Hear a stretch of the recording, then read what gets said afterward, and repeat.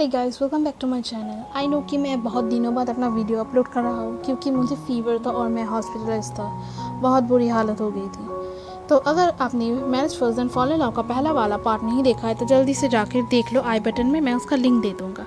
तो कहानी की शुरुआत में ही हम देखते हैं सॉन्ग को, जो बाथरूम जाने के लिए आधी रात को उठती है, पर तभी देखती है चू फा ह्योन जो स्लीप वॉकिंग कर रहा है और कुछ बातें बोल रहा है।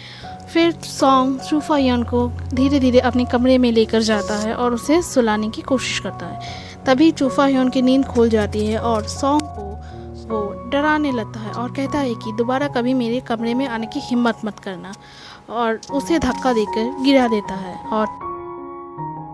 और सॉन्ग ने चू फा ह्योन को बहुत बुरी तरह से काट लिया है। दूसरे ही दिन हम देखते हैं कि सॉन्ग अपने घर से भागने की कोशिश कर रहा है, बट तभी सामने बैठा होता है चू फा ह्योन। चू फा ह्योन सॉन्ग को सामने बुलाकर पूछता है कि तुम कहाँ जा रही हो। सॉन्ग कुछ बहाना बनाती है, बट चू फा ह्योन समझ जाता है कि वो घर से भागने की कोशिश कर रहा है। और चू फा ह्योन सॉन्ग को डराती है, कहती है कि अगर तुमने घर से भागने की कोशिश की तो तुम्हें बहुत पछताना पड़ेगा।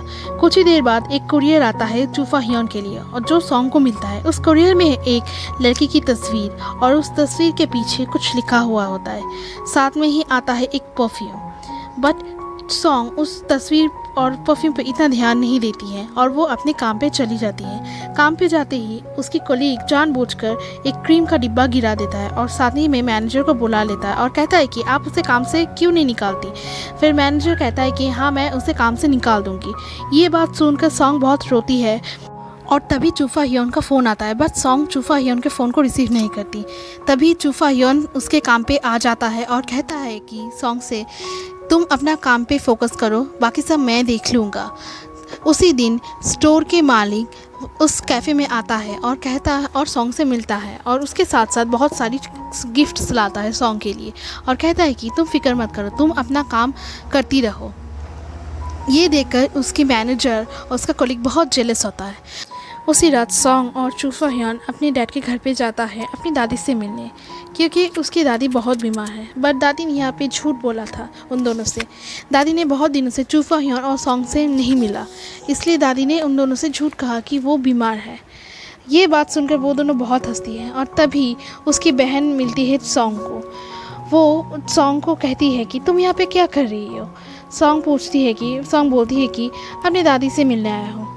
तभी उसकी बहन ने जानबूझकर अपने 2 ईयररिंग्स सॉन्ग के बैग में डाल दिया ताकि वो सॉन्ग को फंसा सके। जब वो दोनों बाहर निकल रहा था तभी उन दोनों को रास्ता रोक लिया और सॉन्ग को बहुत ज़ोर से थप्पड़ मारा, बट चू फा ह्योन ने उसके हाथ पकड़ लिया और उससे पूछ रहा है तुम्हारी हिम्मत कैसे उसे थप्पड़ मारने की। फिर उसकी बहन ने कहा कि उसने मेरी ईयररिंग चुराई है। फिर सॉन्ग अपने बैग को दे देती है सर्च करने के लिए, और जब चू फा ह्योन की बहन बैग को खोलती है तो वो ईयररिंग मिल जाता है। तभी चू फा ह्योन पुलिस को फ़ोन करता है और कहता है कि अगर उसने रिंग चुराया है तो पुलिस को आने दो। बट चू फा ह्योन की बहन डर जाती है और इन सब से मना कर देता है। वो दोनों अपने घर से निकल जाता है और सॉन्ग को कहता है कि तुम फिक्र मत करो, मैं जब तक हूँ तब तक तुम्हें कोई कुछ नहीं करेगा। सॉन्ग इस बात से बहुत खुश होती है और चू फा ह्योन को किस कर लेती है और बाद में वो दोनों घर से निकल जाता है। दूसरे ही दिन जब सॉन्ग स्टोर में काम कर रही होती तभी एंट्री होती मास्टर शैंक की, और सॉन्ग को मास्टर शैंक पे बहुत क्रश था और वो दोनों बाद में मिलकर एक प्लान बनाते हैं।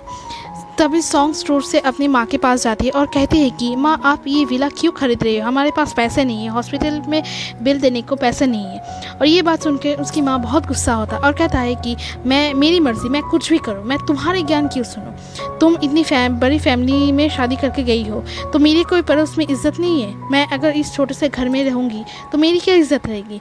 बट मैंने तुम्हें इसलिए ही तो बेचा है उस घर में ताकि तुम वहाँ से मेरे लिए पैसे ला सको। ये बात सुन के सॉन्ग बहुत रोती है और उदास हो जाती है कि उसकी माँ ने उसे बेच दिया।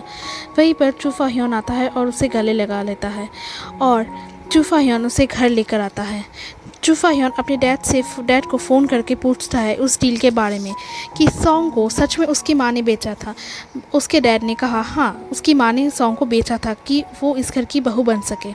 और ये बात सुन के चू फा ह्योन बहुत गुस्से में आ जाता है। तब और सॉन्ग और चू फा ह्योन उसके माँ के घर पे पहुंच जाता है और उसके घर में जाके उसकी माँ को बहुत डांटता है और कहता है कि अगर आपने सॉन्ग से माफ़ी नहीं मांगी तो फिर मैं जो पैसे आपको दिया है वो सभी वापस लूँगा और सॉन्ग को भी डिवोर्स कर दूँगा। अगर सॉन्ग को मैंने डिवोर्स कर दिया तो आपको कोई पैसे नहीं मिलेंगे। ये बात सुन के उसकी माँ बहुत डर जाती है और सॉन्ग को फ़ोन करती है दूसरे दिन। सॉन्ग इस बात से बहुत खुश होती है और चूफा ह्योन के लिए वो खाना बनाने लगती है। बट चूफा ह्योन बहुत अजीब बर्ताव कर रहा होता है।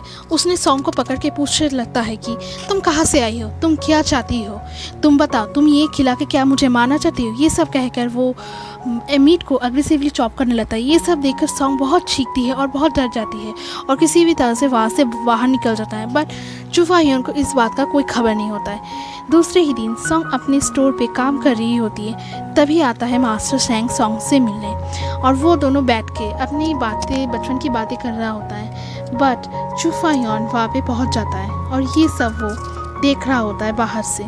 ये सब देखकर चूफा ह्योन को बहुत बुरा लगता है और वो वहाँ पे खड़ा रहता है चुपचाप। बाहर निकलते वक्त सॉन्ग की पैर फिसल जाता है और वो गिरने लगती है। पर मास्टर शैंग ने उसे पकड़ लेता है।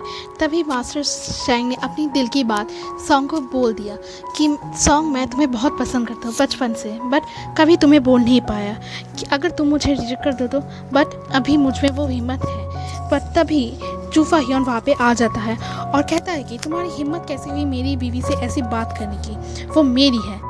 ये बात सुन के मास्टर शैंग कहता है कि तुम्हारी बीवी, तुमने आज तक उसके लिए किया ही क्या है, उससे तुमने ज़बरदस्ती शादी की है। ये सुनकर चूफा ह्योन सॉन्ग को किस करने ही लगता है। बट सॉन्ग गुस्से में चूफा ह्योन को धक्का देकर हटा देता है और सॉन्ग मास्टर शैंग से कहता है कि मास्टर शैंग, मुझे आप पे भी बहुत क्रश था, बट अब नहीं, अब मेरी शादी हो चुकी है। ये सुन के चूफा ह्योन बहुत उदास हो जाता है और वहाँ से जाने लगता है। बट तभी सॉन्ग आता है और उस चूफा ह्योन के हाथ से गुलाब लेकर कहता है कि चूफा ह्योन, मुझे अपने घर ले चलो। तो बस गाइस, कहानी यही तक था और ये कहानी मैं बिल्कुल रिकमेंड नहीं करूँगा कि आप देखो। ये बहुत अग्रेसिव है, बहुत अजीब है। मतलब इसमें दिखाया गया कि सॉन्ग की माँ ने उसे बेचा था पैसों के लिए। पता नहीं ऐसा किसी के रियल लाइफ में कभी हुआ है या नहीं, आई रियली डोंट नो। और चूफा ह्योन जो है वो बहुत एग्रेसिव है और डोमिनेटिंग है। वो अपने काम करवाने के लिए कोई भी हद तक जा सकता है और साइकोपैथ टाइप भी मुझे लगा। आई डोंट थिंक सो ये कहानी को इस तरह की कहानी को रोमांटिसाइज करना चाहिए, क्योंकि ये बहुत एंगल से गलत है। तो मैं आपको ये बिल्कुल रिकमेंड नहीं करूँगा। खैर, अगर आपको ये वीडियो पसंद आया है तो प्लीज़ लाइक कीजिए, शेयर कीजिए एंड मेरे चैनल को सब्सक्राइब कीजिए।